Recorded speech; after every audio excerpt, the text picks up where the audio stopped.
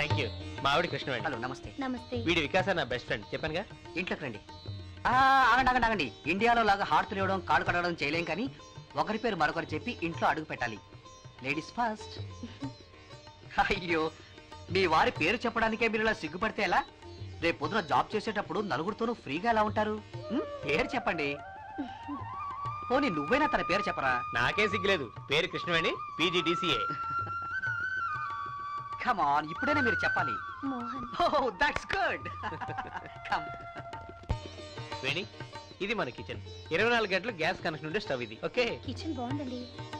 వేణి, మనం ఎప్పుడైనా తగ్గు పడ్డప్పుడు ఆ ఫైటింగ్ సాల్వ్ చేసుకోవడానికి ఒక ప్లేస్ అంటూ కావాలిగా. అది ఈ బెడ్రూమ్.